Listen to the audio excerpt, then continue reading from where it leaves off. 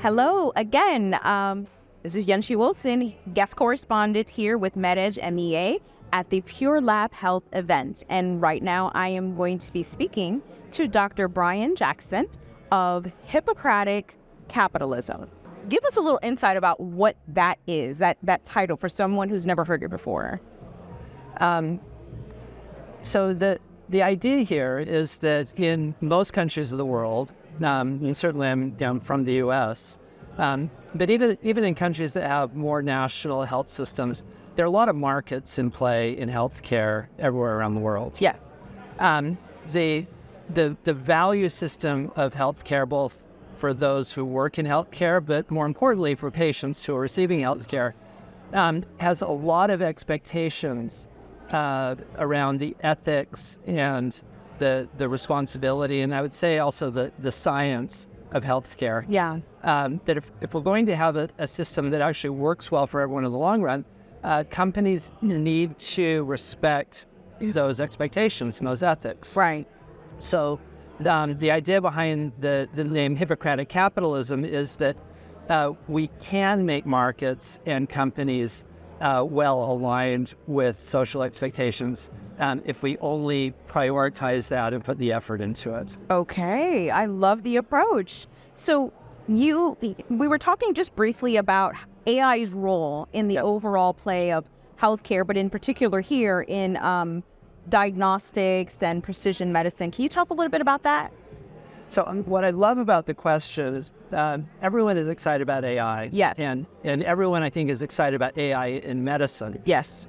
What's really useful about talking about AI in the context of laboratory medicine and diagnostic medicine is that in the clinical laboratory, we have decades of experience knowing how to responsibly and reliably manage technology in ways that makes the outcome more predictable and frankly more manageable. Mm-hmm. So pathology turns out to be the specialty of medicine that has the most experience with combining quality management with professional accountability. You don't actually see this in any other area, such as even things like radiology. Right. So as we bring AI into the medical space, the best conceptual model to use is actually the clinical laboratory. Okay. In terms of, so some of this is how do we validate AI systems? Yes. In the same way, at least analogously, that we validate laboratory tests. It needs to be done locally, it needs to be done with local populations, local data. Yeah. And it needs to be done accountably under the guidance of the accountable medical professional. Shorthand for that would be just a medical director. Right. It's not enough to simply have an IT department running loose with a piece of software. Right. That they don't not only don't understand the medical implications, but they wouldn't know how to evaluate or quality manage those medical implications. Absolutely. So there's a lot of stuff that we've learned in running technology in the laboratory space that we can apply. We'll need to adapt it. Right. But we can adapt these same principles to the AI space. Okay. So with that in mind, what are some of the trends that you're most excited about leading into the with AI coupled within the medical diagnostic space? Well,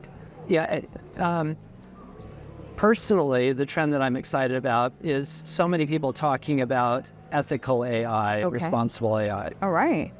This goes beyond the medical space. Yeah.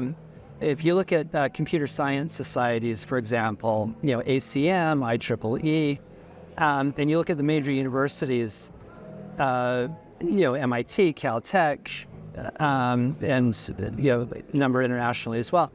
AI ethics is a hot topic. Big time. So there is a lot of sort of both technologic but also sociologic work being done on how do we make AI, how do we align AI for the interests of all of us. Absolutely. The trick is we now need to apply that.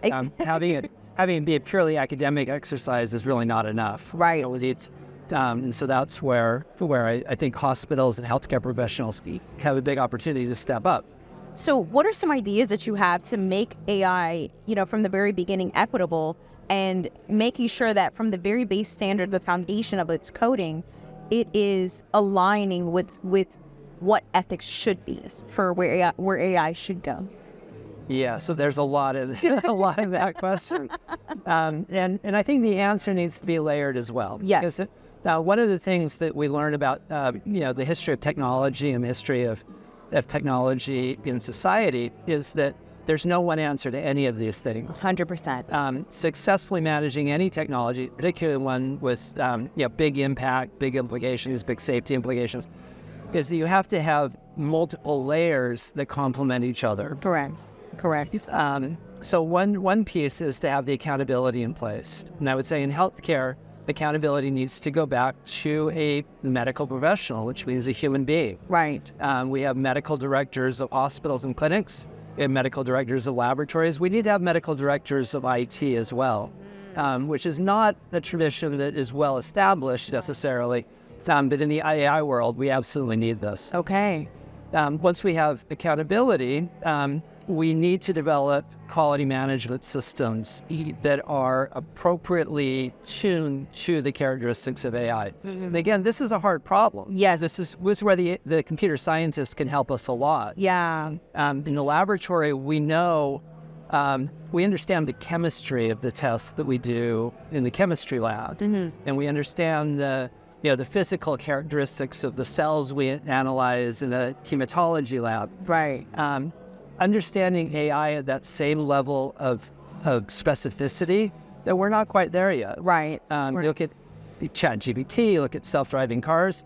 They're at one level, they're amazing. Yeah. I mean, they blow our minds. At another level, when they make mistakes, it can be in completely unexpected way. That's right. So I think that's where the computer scientists need to help us make AI more predictable. I'm not saying perfect. Correct. But we need to understand where it goes wrong and what kinds of controls need to be developed and engineered in order to make it more predictable. I love that. Dr. Jackson, thank you so much. It was very insightful, very in-depth, but so concise. Well, thank you for your questions. I enjoy the opportunity to chat.